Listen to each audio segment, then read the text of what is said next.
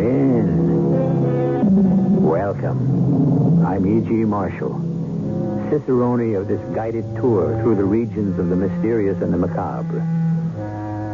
Every man has his price, or so we are told. Some of us may protest that we are not for sale, and we may even be convinced of it. However, one should really refrain from making such statements until one has turned down an offer. The cynical view is that human beings are like the stock market. It's merely a matter of closing the distance between the bid and the ask. Is there really such a thing as an offer one cannot refuse? That's what the next hour is all about. What can I do for you, ma'am? I want someone to commit a murder. What did you say? I believe you heard me. Madam, this is a furniture factory. I am the owner. I know exactly who you are and what you do. Why come to me? I'm not a murderer. I'm willing to pay $1 million. Murder is against every moral and religious conviction. I'm willing to pay $1 million. I would never... I'm willing to pay you $1 million.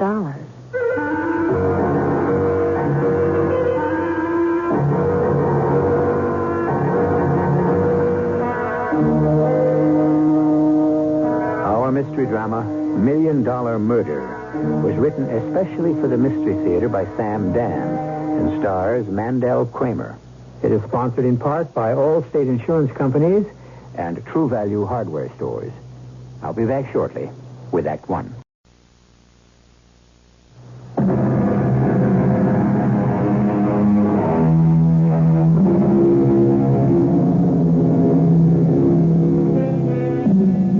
Luck, as you know, is fortune. Of course, that's good luck. On the other hand, we have bad luck. The way it works, most people average out, which brings us to the law of averages, which says that over the course of your lifetime, you can expect luck to break 50-50. Well, some people can get each 50% all at once. Here we have Richard F. Nelson. Till recently, he's had nothing but good luck. But these past several months, he's taken one blow after another. He's 35. Half his allotted 70. Is bad luck to be the pattern for the rest of his life? Come in.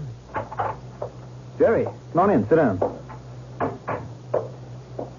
Dick, What's the matter? What's the long face? Well, I guess there's no other way to say it except to say it. I'm leaving. You're what? I got another offer. You're walking out on me in the middle of the season? Dick, I can't turn it down. The money's twice as good. I taught you everything you know. I made you my production foreman. My future to think about. What are you giving me? 2 weeks. 2. As far as I'm concerned, you can walk out of here right now. Pick up your money and beat it. Okay, Dick, if that's the way you feel. Jerry, wait a minute. I'm sorry. I had no right to talk to you like that. Actually, I should be happy that you're getting a break. Dick, believe me, if it wasn't for the money... Come on. You're not supposed to spend your life out here in the sticks. You don't really owe me anything. Where's the job? Imperial Furniture. Oh, that's big time. I don't even know how they ever heard of me. Well, word gets around. You're a top man, Jerry. Well, I sort of felt you'd be glad for me, Dick, because that's the kind of guy you are. It's just that so many things have been going wrong lately. I guess I'm just a little off stride, that's all. Well, you know, my assistant's a pretty good man. Well, don't worry about it. We'll survive. Anyhow, good luck. Thanks, Dick. And let's have dinner one night before you go. Well, I'm going to be working overtime to the last minute. I want to leave you in good shape. Oh, by the way, that northern cherry wood I wanted to use for the sofa frames, it didn't come in. What do you mean didn't come in? We should have had delivery a week ago. Look, you get back to the shop. I'll handle it. Sure. Yes? Millie, get me George Cawley, please. Yes, Mr. Nelson. And I have a call from Edward Jerome of Western States Merchandisers. Will you talk to him? Will I talk to him? What do you think? Yes, sir. I have Mr. Nelson for you now, Mr. Jerome. Hello, Dick. Eddie, what's you? Dick, I'm calling to tell you that we have to cancel. What? I just got word this morning. Canceled? It's direct from the 8th floor. Eddie, we made a lot of those chairs to your particular specifications. Well, that was just part of, an informal understanding. But why, Eddie? I don't know. I guess all of a sudden classic is out and modern is in. Eddie, practically all of it is made, packed, ready to ship. Believe me, Dick, I understand. Do you know what I've got tied up in that order? Yeah, I know, and I'm sorry. Look, well, can't you salvage even a piece of it for me? I tried. Dick, you know I tried. But they shot me down. I'm really sorry, Dick. I'll be talking to you. Yeah, okay. I could almost believe it's a plot. What now? Yes? I have Mr. George Cawley. Oh, thanks. Go ahead, Mr. Cawley. Hi, Dick. What's on your mind? Where in blazes is my cherry wood? Oh, Well? Well, Dick, I'm sorry. What happened is there's no record of your ordering any. No, what do you mean? It's a standing order. Well, actually, it's kind of an understood order. I don't care what it is. I've been getting that shipment every month for over a year. Look, here's what happened. My oldest got his master's in business administration, and he's come in with me, and he set up procedures. George, all I want is the and cherry nothing wood. can get shipped unless there's a written order. And the shipping clerk must have forgotten to tell him. Dick, I'm really embarrassed. Well, look, forget it. How quickly can you load a truck and get it out here? Well, that's the problem, Dick. I don't think I've got 10 feet left in the warehouse. George, I have to fill a special order for a New York chain. I'm sorry. It was a terrible misunderstanding, but I'll make sure you're taken care of next month. Next month? I have to wait 30 days? Well, I hope it's only 30 days. You know how scarce that stuff is getting. All right. Thanks, Dick. For what? Well, for being so understanding. The average guy would have flipped his lid. Sure. Goodbye, George. Yes, Mr. Nelson. Millie, for the rest of the day, I don't want to hear any bad news. You understand? Please, Mr. Nelson, it isn't my fault. I'm going to the club for lunch. What could happen to me there?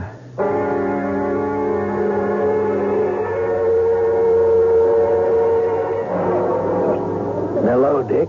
Oh, Judge Morrow. You expecting anyone? No. You joined me for lunch? Thanks. I was hoping I'd run into you. You look a bit out of sorts, Dick. Something wrong? Yeah. What is it? No, I wish I knew. You'll have to explain that. Oh. Judge, you familiar with the story of Job? Mm-hmm. More or less. Well, that's who I feel like right now. We don't see any boils. Well, it might have been somewhat presumptuous of me to make the comparison, but I just feel that I am about to go down the drain. Are you serious, Dick? Judge, if things go on at this rate, I'll be bankrupt within a year. I stand to lose everything I own in the world. But everyone says things are going great at your plant. Every day it's something else. Another setback. I'm losing key customers. How? I don't know. Vital raw materials don't arrive. Why? It just happens. And to top it all, my foreman got a better job and is leaving me. What is it? What's happening? Well, it's just a lot of bad luck. So much bad luck? All at once? Dick, I've known you all your life. You've always been the golden boy. Fortune has smiled upon you constantly. Well, she's an extremely fickle old girl, and now she wants to frown for a bit. But it just seems to be a pattern. You've probably been spoiled. You've never had to cope with adversity. No, it's more than that, Judge. It's reached a point now where I know that every day is going to produce another setback. Oh, come on now, Dick. It's all in your head. Wait, where's the waiter? Charlie, would you please bring a phone over to my table? Why do you want a phone? I've only been away from the office for 20 minutes, Judge, and I am willing to bet trouble is still rolling in. Thank you, Charlie. You, might want to see a psychiatrist, huh? Yeah, I would if I could sell him some furniture. Richard F. Nelson and Company. It's me, Millie. Oh, it's a good thing you called, Mr. Nelson. Mr. Davis of Consolidated phoned. They're sending back our order. Mr. Nelson, how did you know? Millie, I'm taking the rest of the day off. You see, it never rains. It pours. Yes. But eventually, it stops. One time it didn't stop for 40 days and 40 nights. And for most people, that was forever.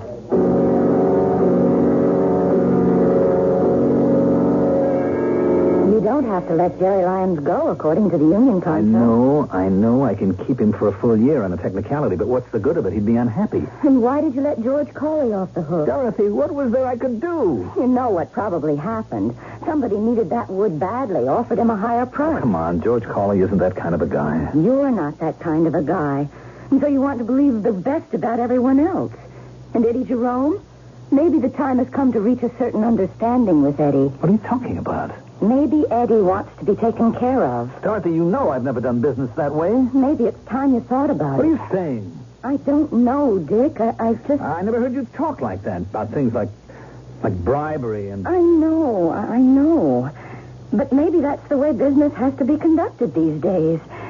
Maybe you and I have lived a kind of a charmed life so far. Maybe we were shielded from reality. Look, I have always prided myself on being ethical and honest. Maybe I'm being punished for... For what? Hubris. Pride. Who knows? Hello. Who are you? Well, how did you get in? May I introduce myself?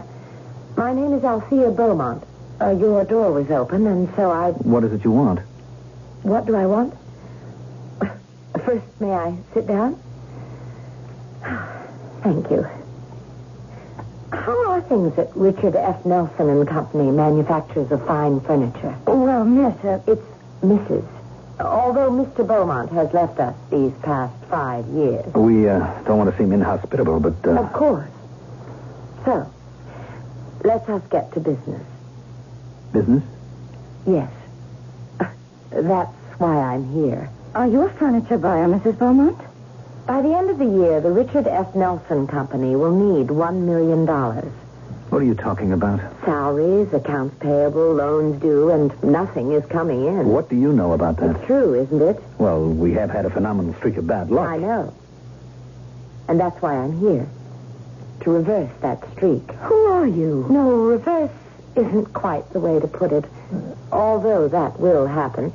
No, what I should have said is that I'm here to help you ride out that run of bad luck. In short, Mr. Nelson, I should like to offer you $1 million. As a loan? Oh, no, as a gift. Why would you want to make us a gift of $1 million? But, Dick, this woman is crazy. Darling, that's no way to... Of course it is. It's a sound, practical, feminine reaction. And you should verify me first. Here's my card. And here are some banks you should call, and this brokerage firm. I've authorized them to answer your questions. And I shall expect you to have lunch with me at my suite tomorrow at 1. But why should you want to give my husband $1 million? My dear Mrs. Nelson, should one look a gift horse in the mouth?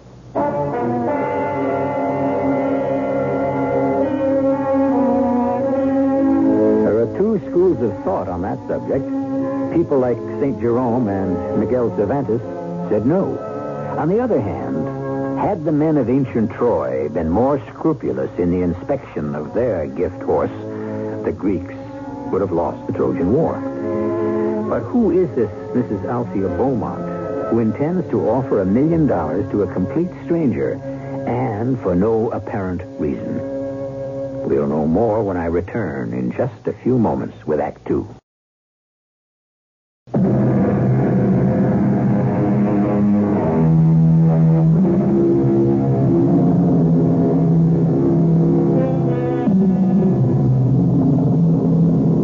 Does luck, good or bad, follow a pattern?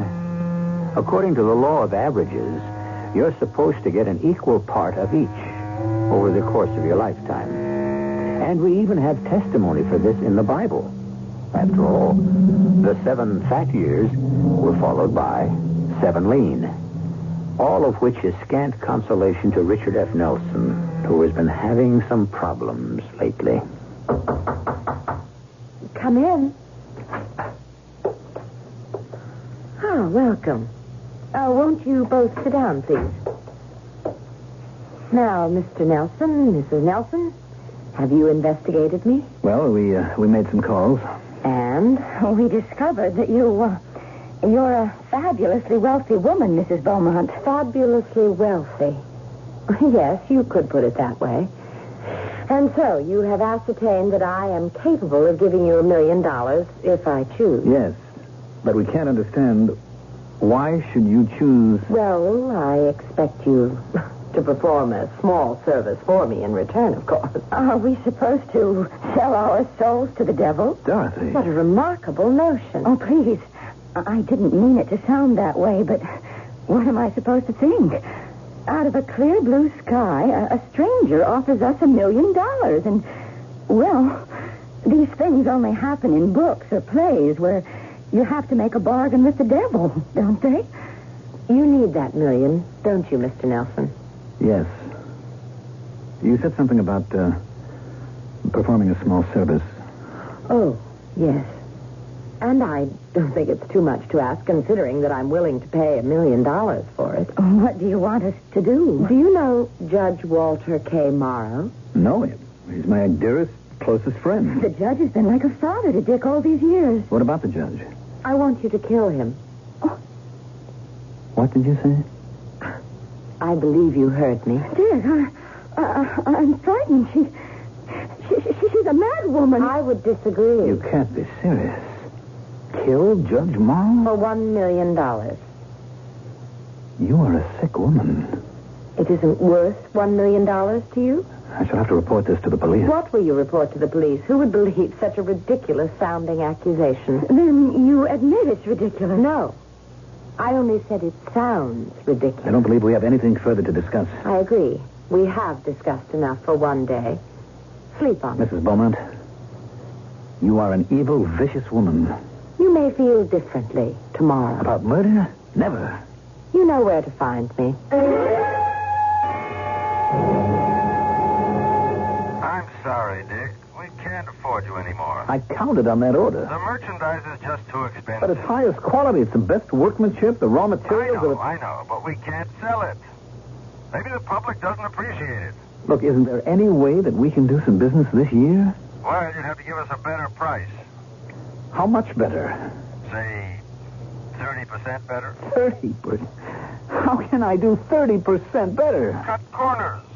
Cut corners? Take out the quality? Our customers don't understand quality. Therefore, we don't demand it. And so you don't have to put it in. I wouldn't know how to do business that way. I understand your problem. But you have to understand my problem. Yes, look, let me think about it. Maybe I can figure something out. I sure hope so. Goodbye. It won't work. What? You can't compete with the cutthroats. How did you get in here?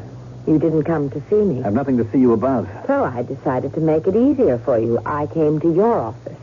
Tell me, why do you want Judge Morrow murdered? I don't like him. And for that reason? I can afford to indulge my emotions. Well, why offer me $1 million to do it? Surely you could hire some gangster to do it for a lot less money. It has to do with what you were just talking about on the phone. Quality. Quality? Yes. Because this murder would be meaningless if it didn't have a certain quality. I don't know who you are. I don't know what your motive is. Ah, Richard. Richard. Don't I look familiar? No, I can't say that I ever... Look closely, Richard. You don't recognize me? I don't seem to. How many people have ever called you Richard? And how many girls have you ever known who were called Althea? You've blocked it, and her, completely from your mind, haven't you? Althea? To Althea from Prison by Richard Lovelace. Stone walls do not a prison make, nor iron bars a cage. Minds innocent and quiet, take that for a hermitage. Oh, good Lord. If I have freedom in my love and in my soul, am free, angels alone that soar above enjoy such liberty. It's Althea. What a coincidence. Your name was Richard and my name was Althea, and we pretended that you were that poet, that wonderful 17th century poet. How old were we? Althea. Just 18. You can't be Althea. You were the wealthy college boy, and I only a townie who worked at the coffee shop. Oh, how I loved you, Richard. You were so different from every boy I'd ever known. Please, Althea. You introduced me to art, music, poetry, and now you don't even remember. I do. I remember. Do you remember the day that I told you Althea, that don't. I loved you so much, Richard? I loved you Please. so much. Let me refresh your memory. No, Althea, please. We were walking in the woods, and we came to our favorite spot. Althea, darling. Tell me you love me, Richard. Oh, tell me. I love you. Richard. What's the matter, darling? What is it? Well, Something wrong? I guess it all depends on the way you look at it. You're acting so mysterious. I suppose I am. It is the eternal mystery, the age-old mystery, the ever-new mystery of life and birth. Althea, what are you saying? I'm saying that you and I are going to... Althea. Are you sorry, Richard? Sorry. Oh, my darling. Darling, I'm so happy. Are you sure? Yes. Well, we'll have to get married. Oh, Richard. You're the only girl I've ever loved, Althea. We're going to be married sooner or later. Okay. Sooner is greater.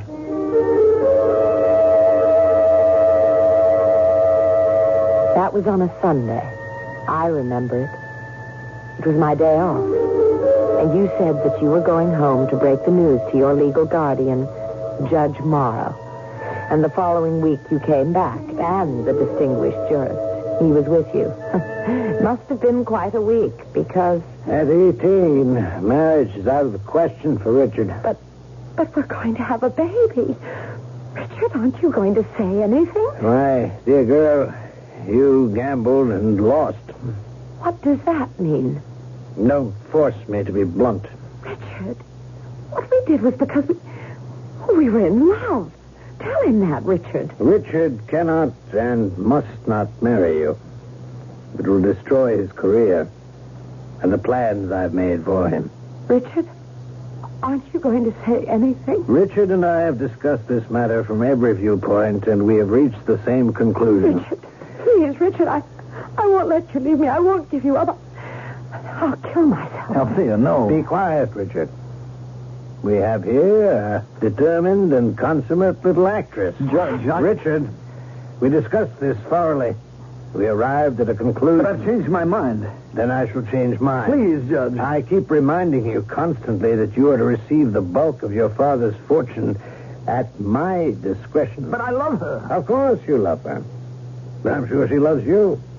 But your children, both of you, still children. And you've been playing an adult's game. But I can't give her up. I realize that I sound like a villain, but somebody has to take the mature approach. Now, Althea, we'll take care of all your expenses. I don't want your money. There's no reason why Dick shouldn't pay for his mistake. Mistake? Richard, tell me, was it a mistake? Was it? Tell me. Althea. I see. I want you both to leave this place this minute. Althea. Get out. Now, Althea, we're just trying to do the right thing. I said get out. And one day, I promise you, I'll pay you back. I will pay both of you back. And here I am, Richard, ready to keep my promise. Althea, what happened to the child? Do you really care? Yes. The day doesn't go by that I don't think about. I don't know what happened to the baby. In those days, they made you give them up. It isn't the way it is today. Back then, it was a shame, a sin, a stigma for unmarried girls. Who knows what happened to him? Althea, it's over. And I've suffered as much as you have. Oh, no, you haven't. Believe me, you haven't. You don't look as if you're suffering. Oh, I'm the elegant lady now. But I had 10 bad years before I met Jack Beaumont. He was attracted to me because I reminded him of a half-drowned kitten, Jack Beaumont. Have you ever heard of him? No, Happy Jack, the wildcatter. One day the drill would strike oil, he'd be worth millions. The next day he'd be flat broke. Fortunately for me, he died on a day he was rich. Althea, I have repented every waking and every sleeping moment. Have you? Look, what I did to you was wrong. I've spent my life trying to make up for it. Have you? I've tried to be honest, to be ethical. Ask about me. Ask anyone in town. I'm the most trustworthy... You're a phony. When I was a child, I was impressed. But the truth is, Richard, you are a hollow man. You have no real convictions. In the end, you'll always sell yourself to the highest bidder. Excuse me.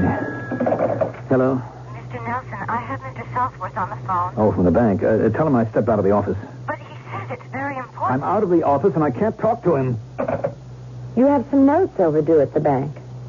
How do you know? I own the bank. What? I'm the majority stockholder.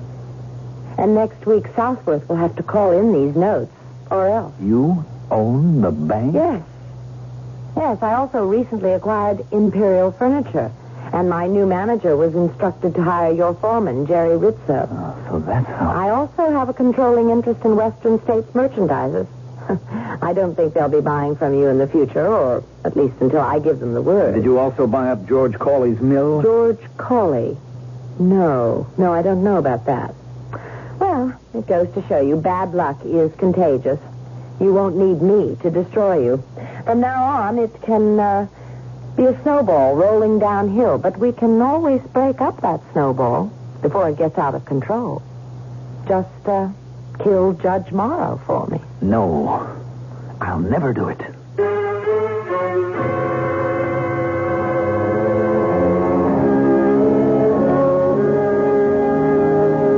Never, as we all know, is a long, long time. Actually, it's the same as forever. And things have a way of falling into different perspectives. And circumstances can alter cases. Man is nothing if not flexible. Well, will he or won't he? The third act is coming up in just a few moments.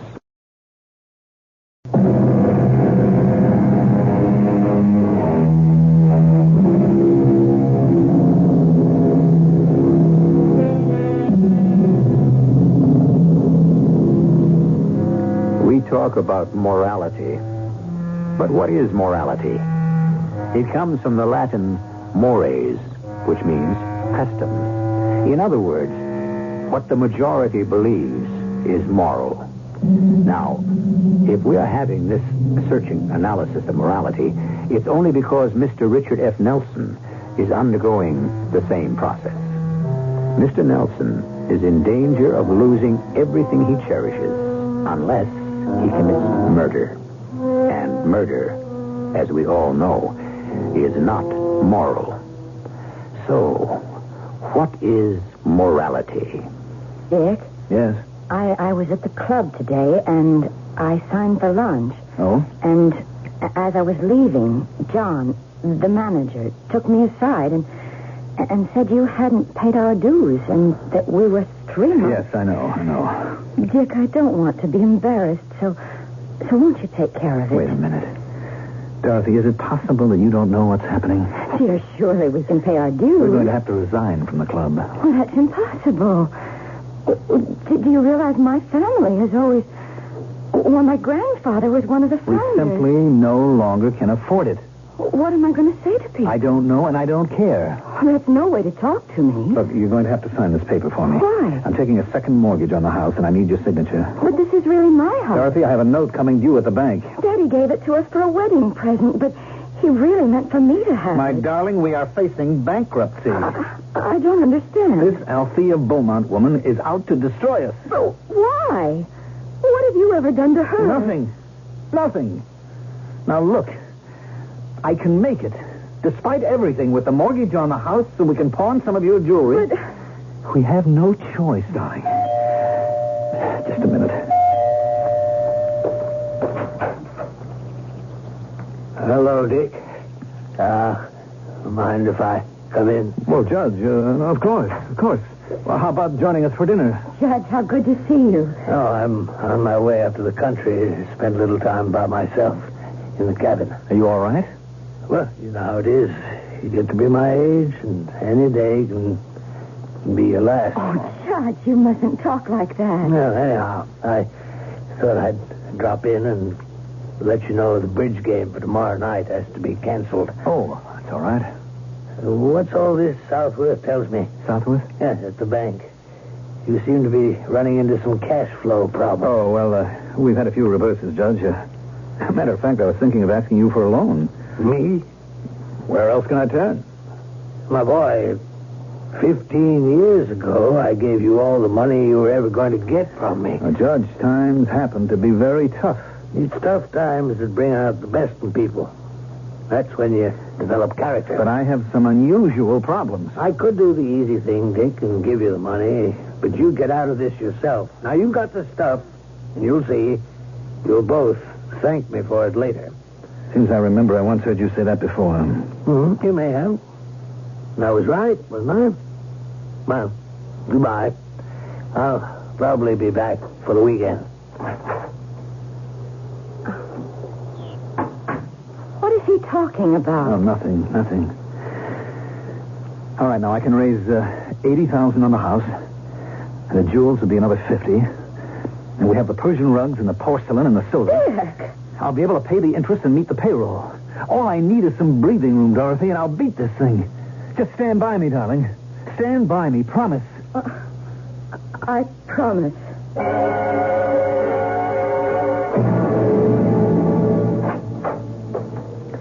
Mrs. Nelson. Mrs. Richard F. Nelson. May I come in, Mrs. Beaumont? Oh, forgive me. Of course. Won't you sit down? Thank you.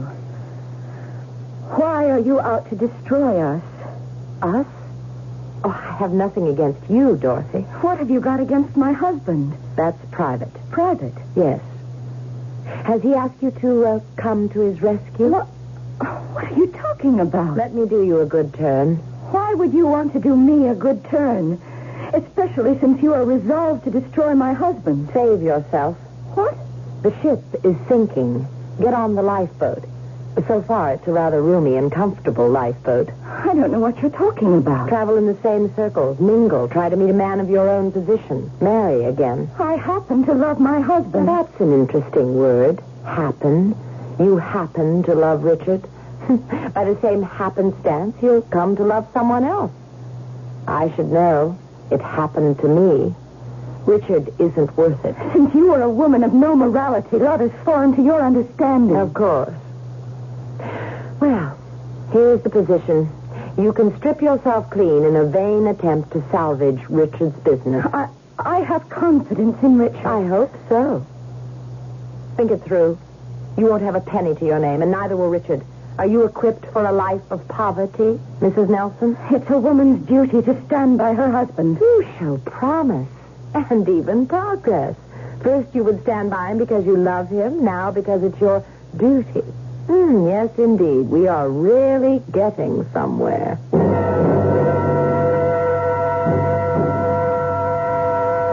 You lied to me. Why? Why did you lie to me? How could I tell you the truth? You were the father of her child. Oh, good Lord, it sounds like a melodrama. I was young, stupid. Now you're older and not much wiser. Didn't you ever make a mistake? Yes, I married you. Dorothy. I guessed wrong. I never had the courage to bring it out into the open. But now I can face it. My share of our money won't save you. Dorothy, you have to help me. I have nowhere else to go. Yes, you have. What are you saying? You know what I'm saying. Are you telling me to kill Judge Morrow? I'm only saying you have an alternative. Do you think for one moment that I would? I don't know. I just can't stand any more of this. It's impossible for me to stay with you any longer. Just as it was impossible for you to stay with her once.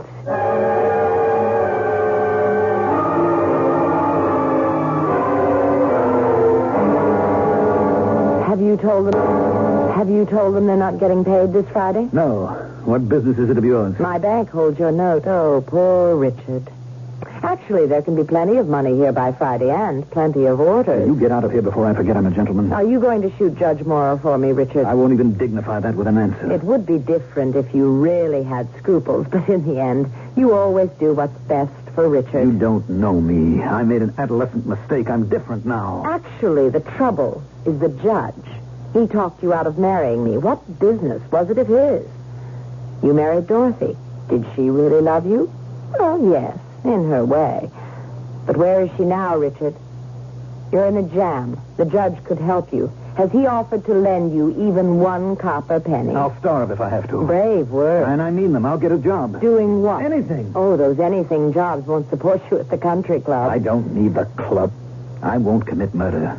Southworth will have to close you down on Friday. Let him close me then and be damned. Richard F. Nelson and Company, fine furniture, the end of 4 generations. So be it.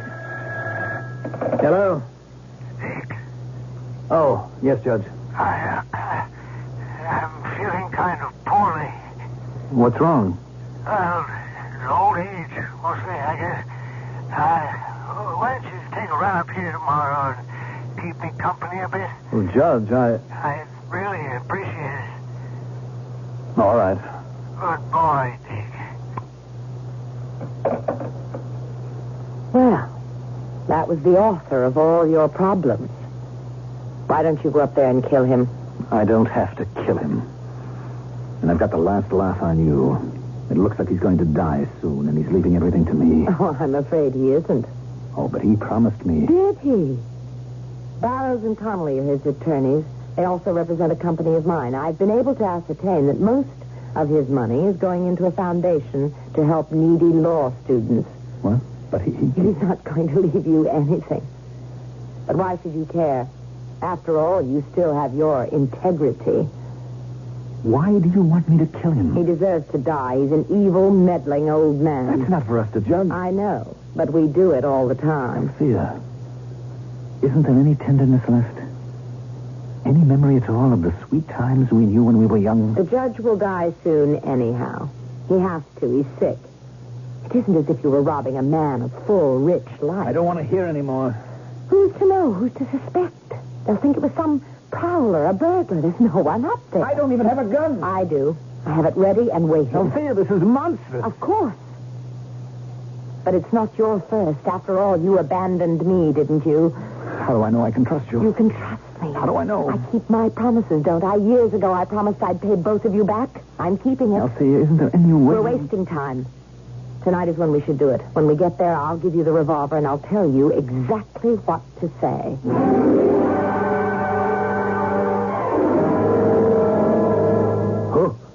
Who's there?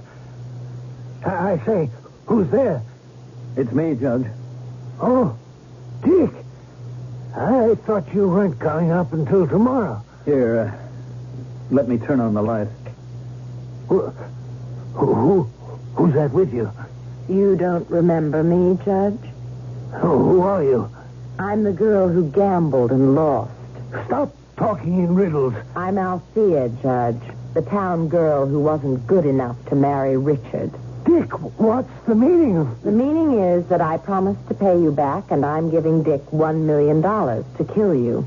Well, this is crazy. Show him the revolver, Richard. This is a joke. Nobody should joke with a loaded .38 in his hand. Dick, after all I've done for you... What have you done for him lately? I swear to you, I'll leave you everything in my will. Here, I'll even write it out now and sign it. Can you give him $1 million? No, you don't have that much, and that's my bid. Dick, you can't kill me. I've known you since you were... Shoot him. I can't. He looks at me like that. I can't. Southworth will foreclose in the morning. Shoot him. No, don't. I can't kill him. I can't. I don't want your money. That's childish. You need money for so many things. Payroll, the bank loan. Shoot him. No, Richard. Shoot him. I'm sorry. Please, Richard. You're a meddling old fool. No. That's it, Richard. Get angry. You ruined my life. That's it. On account of you, I lost the only girl I ever loved. No. Why shouldn't I kill for $1 million? I ought to kill you for nothing. Bravo, Richard. Bravo. He doesn't die. Look at him. He doesn't die. Richard. You're wasting your time, Richard. Those are blank cartridges. Blanks? I proved my point. You are a scoundrel. And now I am over you completely. Over me? If only you had told me to take my money and go to blazes. If only you had meant it. Well, goodbye, Richard. Goodbye, Judge. I hope you will remain fast friends.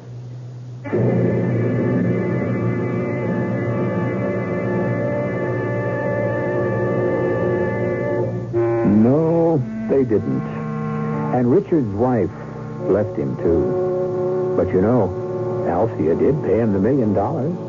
After all, he kept his part of the bargain. It was she who loaded the dice. Or we should say, the gun. I'll be loading up with some information for you when I return shortly.